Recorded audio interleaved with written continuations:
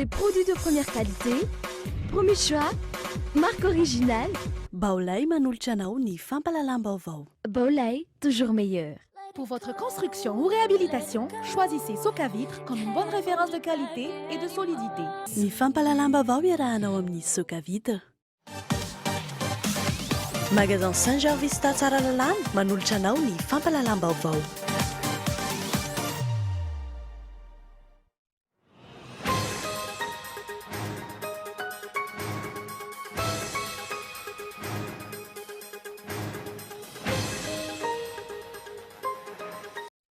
Loza mpifamoivoizana roa nahatsiravina no nitranga androany teto andrenivohitra, ny iray teny amin'ny diga akaiky ny are poto double, ny iray kosa tany mahitsy betsaka miainana fohy, nisy ary ny lasa adala tsy fitandremana sy fandehanana mafy no nahatonga ny loza.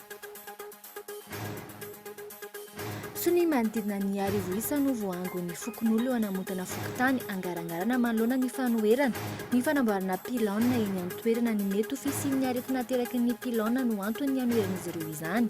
Tsy manaikatra amin'ny farany araka izany ny mponina eny amin'ny toerana.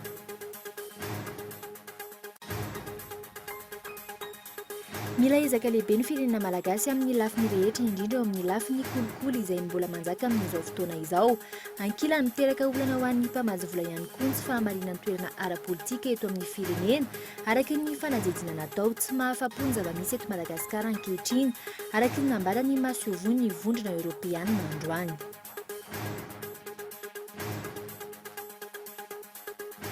Tsy misy lalana mifeno fametrahana ny zone économique spéciale any amin'ny faritra atsimo ny nosy ny fanarahany filoham-pirenena sy ny fanjakana maorisiana hatreto. Tsy fantatra mazava izay ho foto-kevitro io zone économique spéciale io sy izay ho fomba fitsinjarana an-tsena eo amin'ny mpandraraha tsy miankina malagasy, ny fanjakana malagasy ary ny mpandraraha maorisiana. Tamin'ny taon-dasa no efa nahenona ny famoahana ny didy fampiarana amin'ny fametrahana io faritra fiariana manokana io, saingy tsy misy ny fampahafantarana mazava izay ho lalàna mifehy azy. Ary farany fidy volana taty aoriana ny fidarovana bomba tany amin'ny hôpitaly iray tany Afghanistan izay nahafaty olona 270. Namoaka tatitra ny Pentagone ary nisy ny fanasaziana andreo miaramila Amerikanina miisa 400. Mbola isy ny famoahana izany tatitra izany amin'ny fomba ofisialy. Ny andindin'izay arahinao afaka fotoana fohy.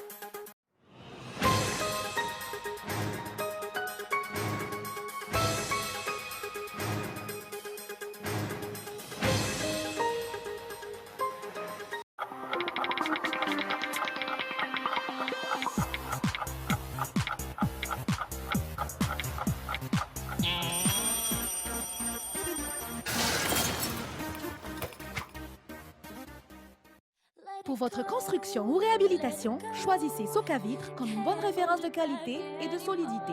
En menuiserie aluminium, rideaux métalliques, volets roulants, vitres et tôles.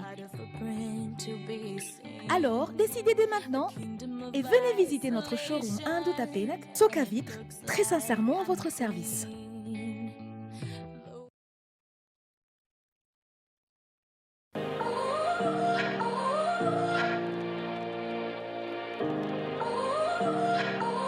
So good. You gotta go and get angry at all of my honesty. You know I don't do too well with apologies. I hope I don't run out of time, cause someone call a referee. Des produits de qualité et original à prix hyper compétitif. Baolay, toujours meilleur.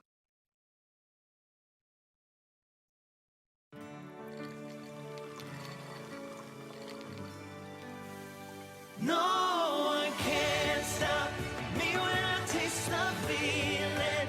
Nothing can ever bring me down. Nothing can ever bring me down.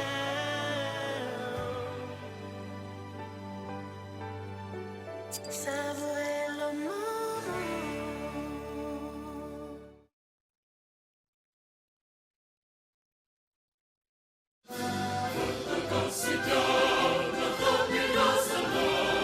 Ho fankalazana ny fetin'ny asa, ny fivondronan'ireo syndicaliste teto Madagasikara dia manasa antsika rehetra tsy hakanavaka ny alahady voalohan'ny volana May ao amin'ny stady Alaroby.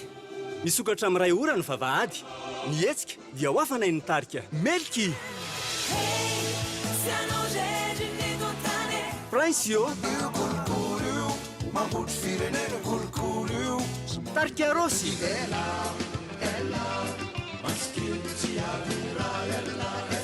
Samuela Si je serais président par hasard. sy ny maro afako koa azadino ary ny fotoanantsika ho fankalazana ny fetin'ny asa ny alahady voalohany volana May ao amin'ny stady Alarobia. Zony ny mpiasa ny mitaky ary zonao ny mijoro. Tonga ava maro, tsy misy vidim-pidirana.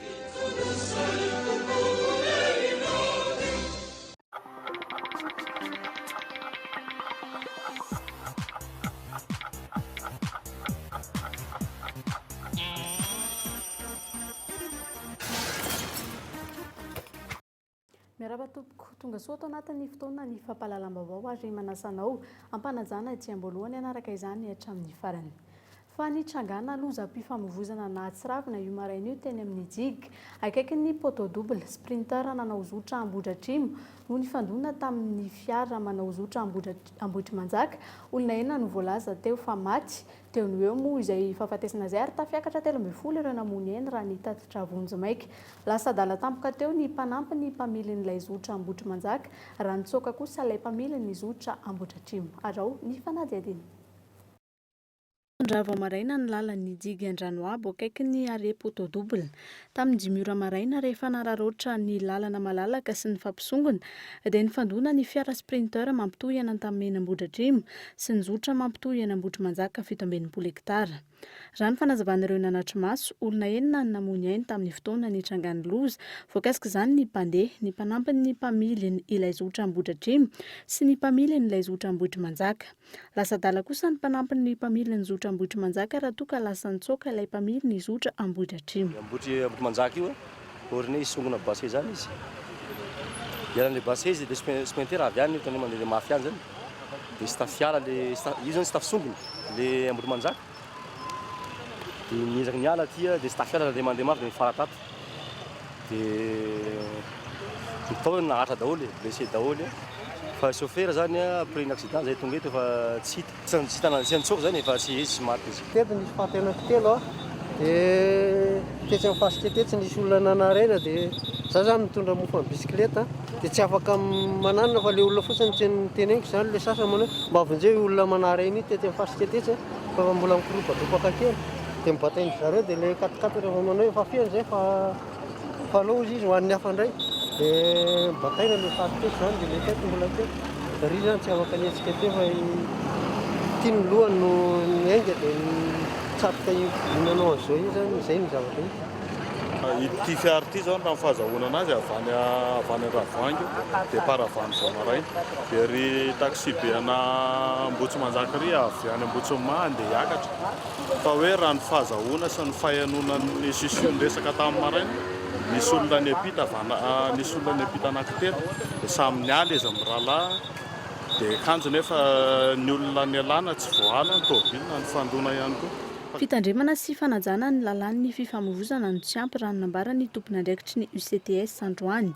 Ho an'ny sendika ny fitoerana mampianatra mamily eto Madagasikara kosa dia olany tsy fahampiany fanabeazana amin'ny lafiny mahaolana na ny civisme no mipetraka olana ho an'ny fifamoivoizana eto amintsika. Ny voalohany zany tokony hoarahana aloha zany ary tokony iainan'ny mpamily fiarakodia rehetrarehetra mpitatitra dia ny fotom-pisainana aloha voalohany ohatra toerana tsy tokony hisongonana no misongona ianao tsy maintsy mitrangana eny loza fa ny fitandremana tsirairay avy raha mbola maizina ny andro dia ny jiro reny zany tokony mba ho ara-dalàna daholo. Efa misy ange ankehitriny ny contre visite ataon'ireo mpitsara ny tômôbilina zany eny an-dalana amin'ny fahantoerana samihafa eny. Iny zao dia zavatra anankiray fa zavatra tsara mba hisorohana ny lozam-pifamoivoizana fa tsy misy afa-tsy ny fitondratenan'ny mpamily sy ny fanajana ny fitsipika mifehy ny lalàna famoivoizana zay ny tena zava-dehibe Ankoatr'izay, mbola maro amin'ny lalàna ny fifamoivoizana eto Madagasikara no tsy voatsany ny ankamaroan'ny mpamily. Raha tsy resaka fa tsy ny olana ara-teknika mpahazo ny fiara toy ny isatra sy ny maro samihafa. Ny olana ateraky ny vesatra mihoatra ny tokony ho zakan'ny fiara izany hoe mihoatra ny 20 cm ny avony. Tsikaritra ihany koa fa ankavitsiana ireo takela-by famantarana na panneau de signalisation eny amin'ny lalana, indrindra ho an'ny eto an-drenivohitra. Olona ny taxi be eto amintsika ihany koa ny fahamaizana andeha aingana sy amen'ny fiara, ny lalan'ny digue izay be fitohanan'ny fifamoivoizana sy fisisihana.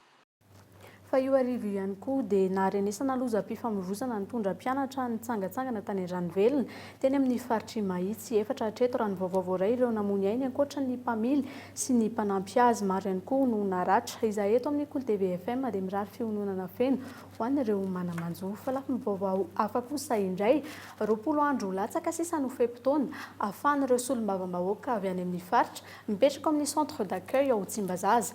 Ny volana May ho avy izao kosa no arotsaka any amin'ny karaman'ny solombavambahoaka tsirairay ny hofantranon'izy ireo. Mipetraka olononony ao amin'ny solombavambahoaka ny fitiavan-tena amin'ny birao maharitra amin'ny fibidoana ny trano izay tokony ho an'ny solombavambahoaka. Aingo Rakotoarso.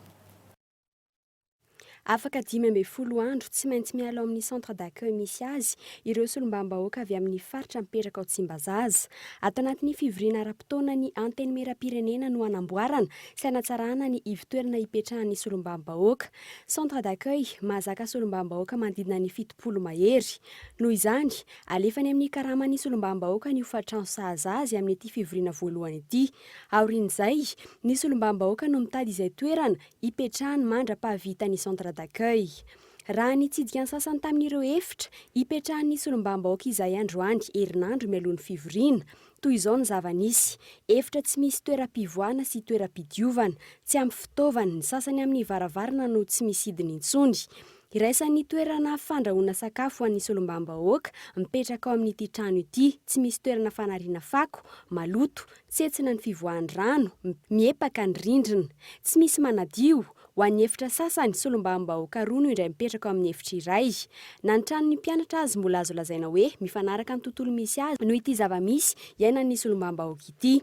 Ho an'ny solombavambahoaka sendra ny mpanao gazety ny Kolo androany, tsy mampaninona azy ny fanovana sy ny fanalana azy ireo amin'ny anteny mera raha ny fanatsarana zavatra no atao. Olana mipetraka kosa ny fitadiavam-bola sy ny fitiavam-bola avy amin'ny sasany amin'ireo birao maharitra izay efa mandray hofatrano efatra isam-bolana amin'ny mampiambana ao amin'ny birao maharitra azy. Hatramin'izao anefa mbola manana efitra iray manokana ihany koa ao amin'ny centre d'accueil ny mpiambana ao amin'ny birao maharitra sasany. Ny birao maharitra izay mahalala ny fisian'ny raharaha fa minimangina manoloana izany. Ny talata izao no hanomboka ny fivoriana ara-potoana voalohany. Ny solombavambahoaka hatreto izay miandry valiny avy amin'ny birao maharitra manoloan'ny nampiantsoana fivoriana tsy ara-potoana nalefa somaiso nataony 20 avrily lasa teo. Akora nefa ny zava-misy fa ny aliny asabotsy 9 volana avrily efa notapahan'ny birao maharitra ny fanapa-kevitra ny amin'ny fanendrena ireo anarana tolotry ny anteny mera-pirenena ho an'ny filoham-pirenena manoloana na nendrenan'ny Prime Ministra. Andrasan'ny solombavambahoaka ny valiny amin'ny hoe inona no antony nampiantsoana azy ireo raha efa nandray fanapa-kevitra mialoha ny birao maharitra. Andrasana ny ady-hevitra ny herinandro izao. Fa nanome fitaovana ho an'ny mpandrarahan'ny fonja ny teo anivo ny fiadidiana ny Repoblika androany. Rehefa mitokona ny mpiasa vao mahita vahaolana tampoka eo ny mpitondra. Tsy te ho ratsy endrika ao anatin'ny fanomanana ny conférence des bailleurs izay atao any Paris. Fanadiadina. Teleronandro aty aorian'ny fitokonana nataon'ny mpandrarahan'ny fonja na mahaolana aingana ny fiadidian'ny Repoblika namoaka vola avy amin'ny teti-bolany. Nanome sprinter miisa 4 okazion nalaina tao amin'ny seran'Atsambon'ny Toamasina. Natsara ihany koa ny fiara nitondran'ireo voafonja efa fananan'ny mpandrarahan'ny fonja teo aloha. Ho an'ny prakitra raha ny fitsarana nanipy ny baolina tany amin'ny ministra ny fitsarana ny mpanolotsain'ny filoham-pirenena. Izahay fa voava ny olana eo amin'ny pénitentiaire sy satria na ny karamany ary dia tsisy hoe miena fa mijanona amin'ny izay ndraisiny fa tsisy an'izany hoe miena izany. Ny greffier zany dia angamba io andriamatoa ministra fa efa noezahana nojerena na momba ny greffier fa angamba ny aloha andriamatoa ministra no amalaizay fanontaniana izay.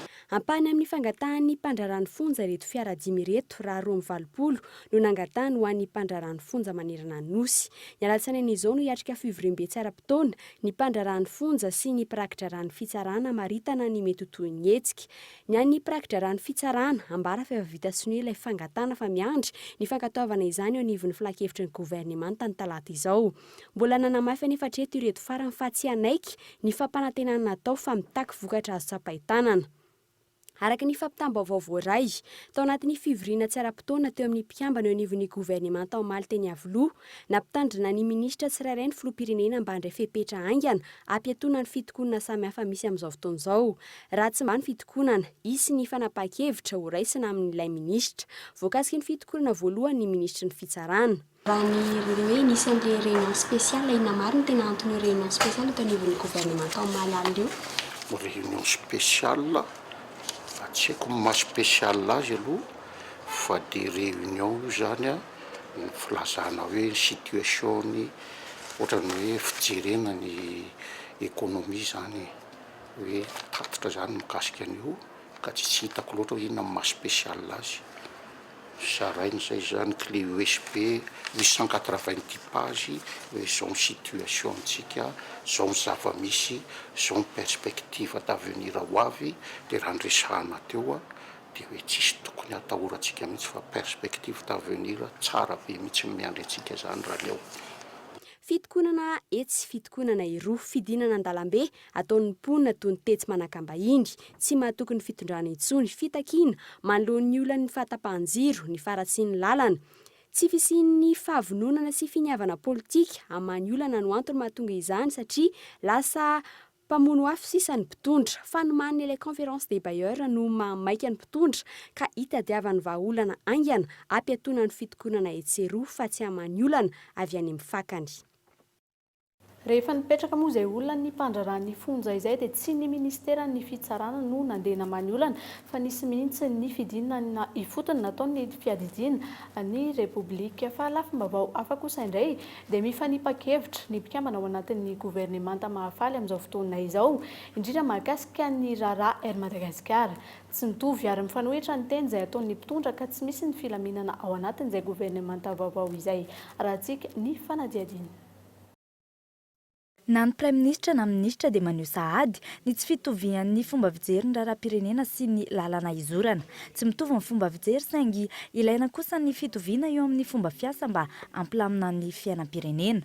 Tsy fahavononana ny anao politika no fototry ny korotana eo anivon'ireo mpikambana ao amin'ny governemanta. Tsy misy ny fomba fiasa iraisana ary tsy misy ihany koa ny fitadiavana izay ahatsara ny fiainam-bahoaka. Hojerena inona no tokony hifamenona mba handehanan'le fiainam-bahoaka fa ny tena problème ho dia tsy izay hoe fiarahana hoe linona efa iraisana izay le tena programme national mihitsy hoe tena misy iraisana ve ary voavolavola ara-politika toe-tsaina sy fomba fiasa ve ireo sady samy maka ho azy samy manana ny intérêt ka indraindray ary mety hifanilitra sy hifamingana mihitsy mba samy tiaka 19 ho any ambonimbony any. Ny vahoaka madinika trano no lasibatra manoloana ny tsy fahaiza-mitantana ny firenena. Tsy misy ihany koa ny mangarahara eo indrindra amin'ny fitantanana ny volam-bahoaka ka mampahantra trano ireo vahoaka madinika. Fa isan'ny antony tsy mbola amoahany vondrona Europeana ny famatsim-bola hatreto ny tsy fahamariana toerana ara-politika misy eto amin'ny firenena. Tsy afa-po ihany koa ireo mpamatsy vola avy any amin'ny faritra Européana ny amin'ny toedrarah misy eto Madagasikara, indrindra ny amin'ny fahaiza-mitantana ny firenena na ny bonne gouvernance sy ny fisian'ny kolikoly. Fanadiadiana. Tsy afa-po amin'ny toedrarah misy eto Madagasikara ny mpamatsy vola avy any Eropa raha nambarany masehovin'ny vondrona Europeana androany. Tsy mbola tafapetraka araka ny tokony ho izy ny fananjakana tsara tatana na ny ady amin'ny kolikoly izay dradradradrain'ny fitondrana hatramin'izay 2 taona sy 3 volana nisy ny mpitondra voafitim-bahoaka tamin'ity repoblika faefatra ity izay. Tsy afa-po ny vondrona Europeana hatreto raha ny fanambarany solotena maharitra izy ireo. Je pense qu'il y a une reconnaissance que la situation n'est pas. Efa manaiky ny fitondrana zahay fa na izany aza mbola misy ny tsy mahafa-po. Mila mandroso isika rehetra. Mazava ho azy amin'ny fanjakana tsara tantana, eo ihany koa ny ady amin'ny kolikoly. Misy paikady efa nankatoavinay fa fotoana izao hijerena vokatra mivaingana sy azo tsapahitanana amin'izay paikady izay. Plus concret. raha ny zava-misy tsy mbola nisy ny famoaham-bola izay fanampiana ny Madagasikara avy amin'ny vondrona Eoropeanina. Raha tsy aivina misy ilay famatsim-bola 8,900 tapitrisa euro avy amin'ny vondrona Eoropeanina izay tafiditra ao anatin'ny 11e Fed, saingy tsy mbola misy mirotsaka aty amin'ny kitapom-bola mpanjakana izany hatreto. Tamin'ny faraparan'ny taona 2015 tsy mahatoky ny fitondrana malagasy ny vondrona Eoropeanina ka nozarainy roa ny fanomezan'izany 11e Fed izany. Hatreto aloha mbola tsy misitraka izany ny fanjakana malagasy na ny ariary azy. Isan'ny fipetra-tsim-bola amoahan'ny vondrona Eoropeanina ireo famatsim-bola ireo hatreto ny tsy famariana toerana ara-politika nisy teto hatramin'ity Repoblika faha-efatra ity. Je pense qu'il est important ici aussi qu'il y ait une certaine continuité. Zava-dehibe ihany koa ny isian'ny fitohizan'ny asa, tsy azo soloina isaky ny mihetsika ny ekipa, mametraka olana ho anay izany. Zahay mantsy mila mijery sy mametraka fitohizana eo amin'ny asanay ihany koa, fa tsy amerimberina isaky ny mihetsika izao.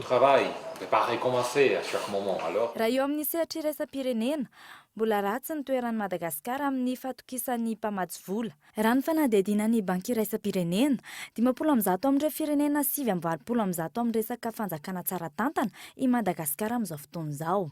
Etsy ankilan'izay, androany no nampahafantarina ny fandaharam-potoana amin'ny herinandro ny vondrona Eoropeanina. Etsika izay ho tontosaina manomboka ny faha-enina ka hatramin'ny faha-13 ny volana May ho avy izao. Fa ho toy izay tsy fahafampo izay dia hitory ny mpitondra fanjakana malagasy eny amin'ny Bianco ny mpikambana ao amin'ny afo sindikaly. Feno kolikoly ny fitantanana ny firenena ary tsy misy mangarahara hoy ireo afo sindikaly. Tsy voahaja ihany koa ny zon'ny mpiasa, indrindra ny zon'ny mpiasa-panjakana sy ny zo sindikaly ireo rehetra ireo no antony ametrahan'izy ireo ny fitoriana fanadihadiana entany Lily Rapiata. Fisian'ny kolikoly fanomezana tsenam-panjakana ho an'ny olombitsy, fanodinam-bolam-panjakana tsy fahaiza-mitantana, fanondranana tsy ara-dalàna ny harem-pirenena. Ireo no manjaka eo amin'ny seha-panjakana hoy ny eo anivon'ny afo sindikaly. Ireo rehetra ireo no antony tsy isiany ny famatsim-bola avy any amin'ny mpamatsy vola vahiny ary antony mbola tsy mampandroso ny firenena malagasy. Tafa ohatra loatra dia midina mikipy sehatra ny asa-panjakana rehetrarehetra noho n'inona matahotra fa misy tsy maty manota ao andapa ao. Dia izao ny vokany. Izy mianakavy me manan-karena, isika mianakavy mifehikibo eto. Zay no natonga anay syndikalista, vondrona ato anatin'ny afo sindikaly, na ametraka fitoriana any amin'ny Bianco. Eto Madagasikara, sampandrara-panjakana nanakinana ady amin'ny kolikoly dia Bianco. Fa anjaratsika mpiasa, anjaratsika vahoaka malagasy, anjaratsika mpanao politika, ny olon-tsotra, ny tanora no ifandresy lahatra amin'ny Bianco hoe oka re zay. Ankoatra ny olana eo amin'ny fitantanan-jaram-panjakana tsy misy miaino ihany koa ny fitarainan'ny olon-tsotra manoloana ny olana ara-tsosialy samihafa amin'ny sesesy tato ato.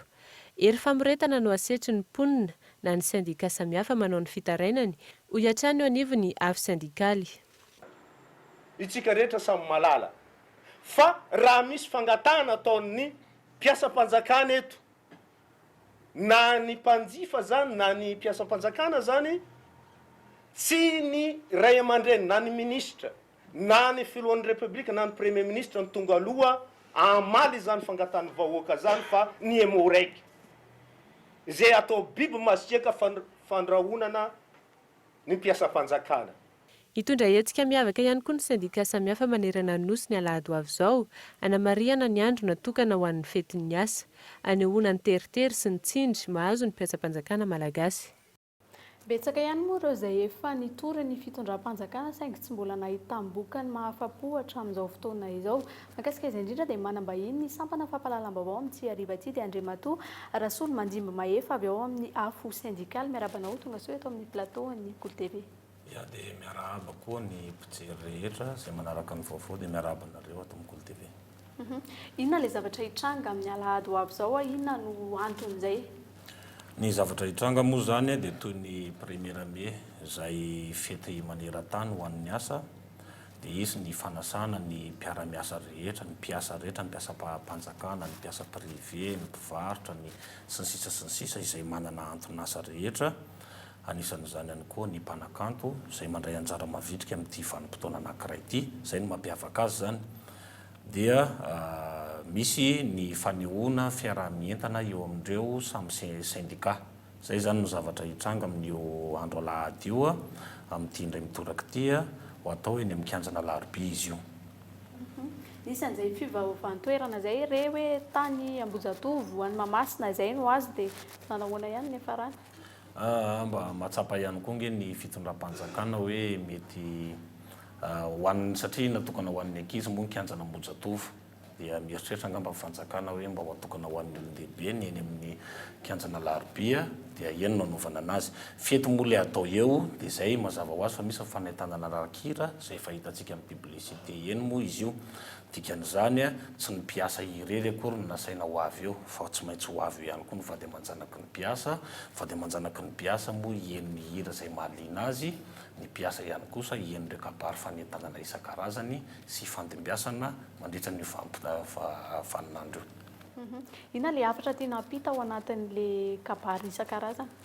Ny hafatra tiana mampita moa efa misy ihany moa hita kely eny amin'ny publicité sy nizay conférence de presse zay natao tamin'ny maraina zay a dia ny resaka ady amin'ny kolikoly. Zay zany amin'ny ankapobeny le atao satria ny kolikoly no anisan'ny anton-javatra anankiray mahatonga ny fahakendaniny eo amin'ny tontolon'ny asa, eo amin'ny tontolon'ny mpiasa, eo amin'ny ara-tsosialin'ny mpiasa sy ny sisa satria raha mbola misy kolikoly io tsy atoky antsika ny mpamatsy voly resam-pirenena. Dikan'izany tsy misy famatsim-bola eto Madagasikara na dia kely dia kely le ho an'ny sahazan'ny olona ny atsimo any Kereny tonga eto fa no an'izay fikarakarana ny tontolon'ny mpiasa zay kosa tsy hisy mihitsy ao anatin'le resaka famatsim-bola dia zay zavatra zay ny voasana sy anentanana ny mpiany rehetra mba ho avy eny amin'ny kianjana Alarobia. Fety ohatran'ny fety rehetra izy io toy ny hoe ao Antsonjombe, ny tarika soso eriseria dia fetin'ny mpiasa zany amin'ity indray mitoraka ity dia ho atao eo amin'ny kianjana Alarobia, kianjan'ny olon-dehibe. Isaorana ihany koa ianao Andriamatora sy olo mandimby mahefa nanaiky ny vahiny teto amin'ny Côte d'Ivoire tamin'ity androany ity dia manome fotoana andreo mpiasa rehetra indray zany amin'ny alahady ho avy izao. Misaotra anareo, mankasitraka indrindra veloma tompoko. Lafomba vaoafa kosa indray dia tsy misy ny lalàna mifehy ny fametrahana ny zone économique spéciale any amin'ny faritra Atsimon'ny Nosy, ny fanarahan'ny filoham-pirenena sy ny fanjakana Maorisiana hatreto. Tsy fantatra mazava araka izany izay ho foto-kevitry io zone économique spéciale io sy izay ho fomba fitsinjarana ny tsena amin'ny mpandraraha tsy miankina malagasy, ny fanjakana malagasy ary ireo mpandraraha Maorisiana. Fanadihadiany Lili Rabiata. Fifanarahana sy fanapahana tsy nampahafantarina ny rehetra. Izay no andraisan'ny maro ny fifanarahana nataon'ny filoham-pirenena malagasy tamin'ny fanjakana Maorisiana mikasika ny hametrahana zone économique spéciale any amin'ny faritra Atsimon'ny Nosy. Tsy mbola fantatra ankehitriny izay lalàna ifehy io zone économique spéciale io ary tsy fantatra izay hoendriny. Paikady ahafahana mampivoatra ny firenena ho firenena mandroso, ny hametrahana ny faritra fiariana manokana raha mazava ny fitsinjarana ny tsena araka ny fanazavana eo anivon'ny Emergence de Madagascar. Misokatra sa contrôler. Na tsy teny mihity. Ohatra zany jerentsika hoe atao zone économique spéciale la misokatra sa ataontsika contrôler ohatra raisitsika ohatra zao zany izy. Hitsinjo ny ara-tsosialy le ny toe-karenao anatiny sa andeha any amin'ny resaka toe-karena be fotsiny tsy hitsinjo ny ara-tsosialy. Zay zany ataontsika hoe fomba fijery anankiray. Ny atao zone économique spéciale misokatra manana grille de lecture zany tsika manomboka amin'izay dia indrindra misokatra eo amin'ny tany zany hoe ny foncier na territoire na foncier ny tany ao anatin'ilay izy. Ny volana Mey izao izany hoe mandritra ny fivoriana ara-potoana ny antenimieram-pirenena no andinihana sy andaniana io lalàna io. Hatreto tsy misy fantatra izay votoatiny. Tamin'ny taon-dasy Ratsehivina no nisy ny didy fampiarana. Tamin'ny fiandohan'ity taon'ity no vita sonia ny fifanarahana ary ato anatin'ny fivoriana antenimieram-pirenena no andaniana ny lalàna. Ho an'ny firenena vahiny tahaka ny Inde nefa araka ny fanazavana, naharitra 5 taona ny famolavolana sy ny fandinihana ny lalàna nametrahana ny zone économique spéciale tany an-toerana. Ny tsy fisiany mangarahara amin'ny fifanarahana sy io lalàna io no antony mahamaro ny fanontaniana ankehitriny. Mikendrenay zany amin'izao an'izao dia ametraka ny fanontaniana hoe inona i texte io mba ho ahafantaran'ny malagasy hoe ahoana mba hoe ny mponina fa tsy ny mpitondra fotsiny ary mba hisy mangarahara eto amin'ny firenena ka ahoana io texte io movy hoe manahirana mety tsy fantatrako tany Maorisy tany no nylazana le izy sao dia mivarotra tanindrazana tsy fantatra mihitsy ka dia izay mba asianay hoe tsindrim-peo hoe mba tiana ho fantatra mazava izay izany natao siny tany Maorisy izany fa tsy misy tokony hivarotra tanindrazana fa dia tokony aleo teny Madagasikara. Tahaka ny fifanarahana amin'ny fametrahana ny zone franche na ny orinasa afakaba amin'ny firenena iray, fanamorana ny fandrarana ihany koa ny tanjona amin'ny fametrahana ny zone économique spéciale na ny faritra fiariana manokana. Mivelatra lavitra mihoatra ny zone franche izy io, na ny asa ao aminy na ny isan'ny mpanjaraha. Ho an'ny eto Madagasikara, ny mpanjaraha maorisiana no isan'ny sontonina manokana. Tsy isan'ny fampidiniana ny sehatra tsy miankina malagasy, tsy mbola fantatra araka izany no hoe sehatra inona avy, velara-tany tahaka ny ahoana, fepetra inona avy no takiana amin'izay mpampiasa vola hisehatra amin'ny zone économique spéciale io. Nanatanteraka ady hevitra mikasika ny fametrahana io zone économique spéciale io ny maraina teo, ny eo anivon'ny GEN na ny groupe des experts nationaux, niarahana tamin'ny émergence de Madagascar.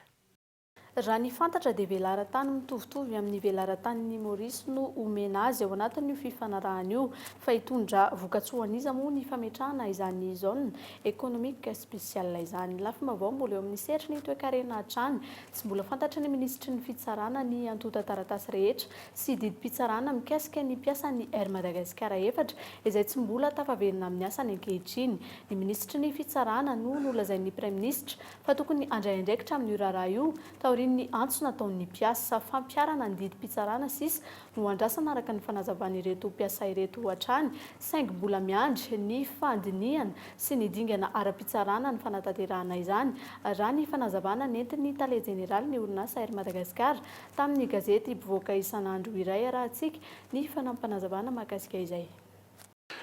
Didin'iny moa zany mbola tsy hitako hatramin'izao fa toa hoe misy didy maromaro any ka dia vao hijery le didy azy moa zany vao lasa ministra dia nisy an'io grevy io dia niezaka ny namahany olo zany fa dia hojereny iny araka le tanitantiko moa nareo nitady hafa ampanajana ny nanarahana ny premier ministre dia tsy hita tsy fakahita tsony noho ny avy eo. Miova sata, miova andrina, izay no azo hamehezana ny fiovaovan'ny fitantanan'ny ministeran'ny angovo ny orinasa Drilamasy ny famatsiana herinaratra eto Madagasikara ankehitriny. Asipandivana ny tetika Sapagoz izay nosoniavin'ny ministra ny angovo teo aloha Horace Cassien raha nambarany ministra vaovao androany ny fanivana rafi-pitantana tahaka izao izay miteraka olana amin'ny fitohizan'ny fampandehanana ny raharaham-panjakana na ny continuité de l'État rao ny fanadihadiana. Ovaina ny mpiara-miombonantoka, soloina ny mpiara-miasa sy mpamokatra angovo, ampiasaina amin'ny famatsiana herinaratra. Samy manao izay patany ampandrosoana ny Jirama ireo minisitra nifandimby tamin'ity repoblika faefatra ity, saingy raha ny zava-misy tsy mbola tafarina hatreto ity orinasam-panjakana ity. Ankoatra ny olana ny fahanteran'ny foto-drafitrasa dia manana olana eo anivon'ny fitantanany, toy ny mahazo ny orinasam-pitaterana anapakapaka Air Madagascar ihany koa ny Jirama ankehitriny. Milaza ny tsy hampiasa milina mandeha amin'ny diesel intsony ny ministra ny angovo vaovao fa jery loharanom-bola hafa mora vidy kokoa amin'ny karany herinaratra. Saingy raha ny fantatra, groupe roa no afarana avy atsy amin'ny nosy La Réunion ho eto Madagasikara. Any La Réunion atao eto amintsika. Mandeha gasoil. Merci beaucoup de l'information, je vais prendre note. Ny base de l'énergie anananao, ohatra tsika zao andekaleka, mandraka, Telmita, Sanivotry sy certains groupes fuel. Io zany ny base mandeha atoandro dia esorina ny sasany zany satria le filana amin'ny atoandro kely. Fa rehefa manomboka ny amin'ny enina dia ireo le anananao ireo mety tsy ampy, tsy maintsy manampy ianao groupe diesel. Ny antony dia ny diesel mora ny démarrage, haingana be io. Ka misy foana ny groupe diesel, misy foana io fa sy base, zany hoe tsy fototra ny famokarany io ka isy fiatraikany any amin'ny tarifa. Asim-panamboarana ihany koa ny tetika Sapagoz izay tetika asan'ny indramam-bola tamin'ny banky iraisam-pirenena nosoniavin'ny ministra ny angovo teo aloha Horace Cassien. Mampametra-panontaniana mikasika ny fitohizan'ny raharaham-panjakana amin'izao fotoana izao na ny continuité de l'État. Ny famatsiana herinaratra izay miteraka olana sy nampetsika ny vahoaka ihany koa tamin'ny faritra maro tato anatin'ny fotoana vitsy. Hoe le ohatra le Pagoz teo. Izay nge misy priorité tokony ataonay nefa tsy maharaka le vola, tsy ampy le vola, le andavanandro ny orinasa tsy maintsy mandeha raha zany io dia mety ho tapaka na amin'ny 12 atoandro mpandrapany hariva ary mety ho tapaka mihitsy le satria le situation fa sy tenable zao izay nahatonga nireo programme io anie tsy ataokotoko rery satria za mafinafinaritra ana manao programme court média moyen terme fa iarahana am'izay mpamasy vola mety hanampy atsika amin'io ny akabiazany de privé satria tsy de tsara misendetté zany a au dos d'une entreprise. Any amin'ny taona 17 no makany raha ny fanazavana vao afaka isitraka famokarana herinaratra amin'ny alalan'ny loharanon'angovo hafa toy ny biomasse, éolienne, hydroélectrique isika eto Madagasikara. Namafisin'ny ministra ihany koa androany fa tsy vahaolana ny fampiakarana ny vidin'ny herinaratra makany amin'ny vahoaka fa ny fanarenana ny orinasa JIRAMA sy ny famokarana no lahara-pahamehana. Fasony mandidina ny arivo isa kosa no voango ny fokon'olona eo namontana fokotany angarangarana manoloana ny fanoherana ny fanamboarana pilona eny an-toerana. Ny mety ho fisian'ny aretina teraka izay pilona izay no antony anoheran'izy ireo izany. Tsy manaiky hatramin'ny farany araka izany ireo mponina eny an-toerana. Fanadiadiany mianta Randry Anaivo.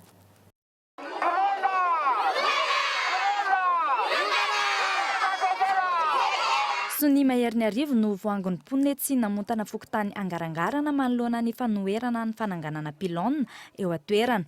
Tsy manaiky hatramin'ny farany ny mponina raha tsy esoriny ity pilona ity. Ny fisian'izany anaty tanàna mahatonga aretina ho an'ny mponina manodidina no antony tsy haneken'izy ireo ny fananganana izany. Ka dia izay fokon'olona eto amin'ny fokotany anosy be angarangarana zany a dia tsy manaiky ny ipetrahan'io pilona anteny satria tondra aretina ho an'ny vahoaka izy io. Zay tenako mijoro eto moa dia mijoro vavolombelona mihitsy fa zay trano nipetrahako teny anosy zato a dia niteraka tsy fahasalamana olona maro a ary tao anatiny 5 taona. Nanomboka 2010 ilay antena nipetraka teo fa nanomboka 2013 zany a jusqu'à 2016. Raika amby 30 no olona maty. Reto daholo zany ny listra ny olona maty zany. Io sady tsy mampatory io antenina io a no mampamaina ny atao anatin'ny fosiny atidosin'ny vatana zany ny tena aretina hoentina io. Ny ato nandritra ny 3 andro ny fanamboarana araka ny fanadihadiana natao taorian'ny taratasy fitarainana nalefa mponina tamin'ny lehiben'ny distrika. Tsy misy anefa hatreto ny manamarina fa tsy toy ny fanamboarana antony nahatonga ny fihetsiketsehana nataon'ny mponina androany. Araka ny loharam-baovao hatrany, ny alina sy ny andro alahady no anararotan'ny mpamboatra ity pilona ity anohizan'izy ireo ny fanamboarana. Ka rehefa vao mangingina izy dia efa manomboka indray le asa. Ary izy miasa alina, miasa alahady dia zao 40 lazainy fa 40 metra miakatrano ambon'io. Safe zany iny manodidina rehetrarehetra iny dia ho tratran'io zavatra io daholo ka fahasarianana ho anay aty ambany tanàna ny ipetrahana io fa tsy tokony aty ro hametrahana an'io fa tokony ho agny ambony agny. Ka ny ateo an'io fokotany zany président fokotany tsy mba nanao ana fivoriam-be-pokon'olona alohany hametrahana an'ity zavatra ity fefa mipetraka eo izy vao mahita fokon'olona. Tsy voalohany teto Andrenivohitra no nisy tranga toy izao. Raha tsy ahivina, nisy ihany koa ny fananganan-tsoniana ataon'ny mponina tao Tsiadana manoloana ny fisian'ny pilona tao an-toerana iray volana lasa izay. Ity izay efa niteraka aretina ho an'ny mponina maro teny an-toerana hatrany. Ankilany, raha ny eto namontana araka ny loharam-baovao hatrany, izy ny fidinana eny fotony ho ataony eo anivon'ny ministeran'ny fahasalamana ny tompon'andraikitry ny pilona sy ny eo anivon'ny komina Antananarivo. Tsy fantatra kosa ny fotoana andalovan'izy ireo eny an-toerana sy ny fanapakevitra ny tompon'andraikitra eo amin'ny fitondram-panjakana manoloana io tranga io. Amaranantsika ny vaovao avy eto an-toerana kosa indray ny lafiny kolontsaina. Ankavitsiana ankehitriny ireo mahafantatra izay atao hoe horija, gadona ampiasana ny kabosy ary mampiavaka ny malagasy indrindra ny faritry matsiatra ambony. Ireo vahiny ihany koa no tena betsaka mankafy ny zavakanto mampiavaka sy maneho ny maha-malagasy noho ny teratany. Azo atao tsara nefa ny manandratra ny kolontsaina entin'ny kabosy sy mampifanaraka izany amin'ny fanatontoloana. Fanadiadiana.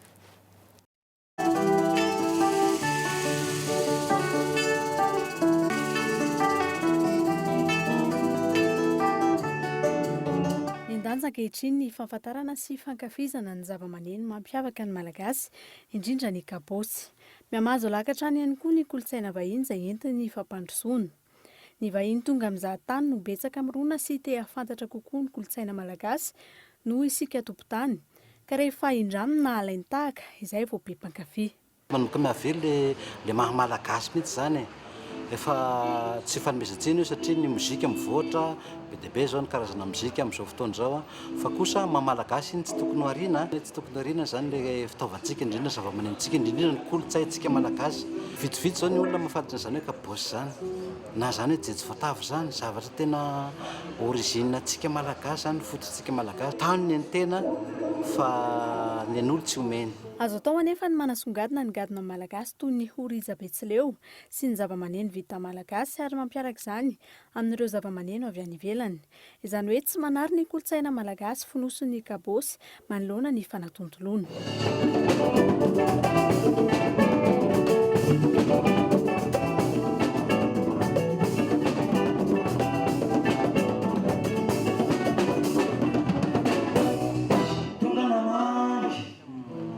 Mivoatra be zany ny mozika dia ny horiza betsileo koa zany tokony mivoatra manaraka an'ilay fivaran'ilay mozika dia izay nahatonga an'ilay fikarohana hoe manahoana ny horiza betsileo sy ny kabosy raha ohatra miatrika an'izay fanatontoloana izay dia izay fikarohana izay zany nataonay dia nampivoaka ny gadona natsoina hoe kabosy spirit io zany ny fototra iangan'ilay mozika io zany le racine miainga avy amin'io zany satria ao le vakoka malagasy amin'ny faritry matsiatra ambony iny zany dia iny no entina ampivadiana amin'le fanatontoloana sy le hoe modernisation zany zay zany. Ankavitsiana ireo mpanakantona tanora amin'izao vanim-potoana izao no mivohy ny gadona horiza na mampiasa ihany koa ny zava-maneno vita malagasy.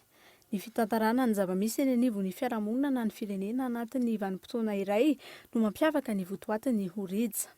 Ny mpandalina ny asa soratra malagasy ihany koa dia manao ny horiza ho concilienne d'inspiration courte sur un thème d'actualité. Maresaka iraisam-pirenena kosa indray fito volana taty aoriana ny daroka bomba tany amin'ny hôpitaly iray tany Afghanistan izay nahafaty olona 270 dia namoaka tatitra ny Pentagone ary nisy ny fanasaziana ireo miaramila Amerikana misy 270. Mbola izy kosa ny famoahana izany tatitra izany amin'ny fomba ofisialy. France 24. Mbola tsy mazava tsara hatreto ny sazy atra n'ireo miaramila Amerikana tomponantoka tamin'ny fidarofana bomba tany Afghanistan ny fahatelo ny volana Oktobra 2024. Tsy hisy ny sazy mifandray amin'ny eloka behivavy fa sazy mifandray amin'ny maha miaramila azy ireo sy amin'ny maha tomponantoka azy ireo amin'izay tranga izay. Miisa 12 ireo miaramila Amerikana voasazy no tranga izay naresaka teo amin'ny sehatra iraisam-pirenena. Nanamelika izany fanafiana hôpitaly ny Médecins Sans Frontières ireo fikambanana tsy miankina maro izay nahafatesan'olona 270. Raha tsy hivina, hôpitaly nentina nitsaboana n'ireo naratra no niady any Afghanistan no nitanterahany Médecins Sans Frontières tany toerana. Nisy ny sazy efa nivoaka ny volana martsa lasa teo izay nanosika ny filoha Amerikana ny alatsiny Apahibe-maso. Manoloana izany, tsy anaiky mora izany ireo fikambanana tsy miankina na teo azy izany fialatsiny izany. Mbola hivoatra ny toetra rà aoriana ny famoahana amin'ny fomba ofisialy ny tatitra navoaka ny Washington izay. Tranga toy izao ihany koa no niseho tany Syrie, misy 20 ireo sivily maty noho ny fidarofana bomba trany teo anivon'ny hôpitaly izay nitoana ny Médecins Sans Frontières. Anjaran'ny firenena Amerikana indray no nanamelika ny firenena Rosiana sy Siriana mba hampitony ny fidirana an-tsehatra ny toerana. Fa mialohan'ny sarahana amin'izao alina izao dia ndeha hofitina aminao ireo vaovao nisongadina tamin'ity androany ity. Loza am-pifamoivoizana roa na atsirapina no nitranga androany teto Andrenivohitra. Ny iray tany amin'ny diga akaiky ny poteau double, ny iray kosa tany amin'ny faritry mahitsy. Betsaka ny ainana fohy ary nisy mihitsy ny lasadala. Tsy fitandremana sy fandehanana mafy moa no nahatonga ny loza. Fasony mandidina ny arivo isa kosa no voango ny fokon'olona eo namontana fokotany angarangarana manoloana ny fanoherana ny fanamboarana pilona eny an-toerana ny mety ofisian'ny aretina ateraka izay pilona izay moa no antony fanoherana tsy manaiky hatramin'ny farany araka izany ireo mponina any Anosbe angarangarana mila ezaka lehibe kosa ny firenena malagasy amin'ny lafiny rehetra indrindra amin'ny lafiny kolikoly izay mbola manjaka amin'izao fotoana izao ankilany miteraka olana ho an'ny mpamatsy vola ihany koa ny tsy fahamarina toerana ara-politika eto amin'ny firenena raha ny fanadihadiana natao androany. Tsy mahafa-po ny zava-misy eto Madagasikara ankehitriny raha nambarany mahasiovo ny vondrona Europeana tamin'ity androany ity. Tsy misy ny lalàna mifehy ny fametrahana ny zone économique spéciale any amin'ny faritra atsimon'ny nosy izay ny fanarahan'ny filoham-pirenena sy ny fanjakana Maorisiana hatreto. Tsy fantatra mazava koa izay ho foto-kevitry io zone économique spéciale io sy izay ho fomba fitsinjarana ny tsena eo amin'ny mpandraraha tsy miankana sy ny fanjakana malagasy ary ireo mpandraraha maorisiana. Izay ihany koa tompoko lahy sy tompoko vavy no entina manakatona izao fotoana ny fampahalalam-baovao izao ankasitrahana ianao nanaraka izany hatramin'ny farany veloma tompoko.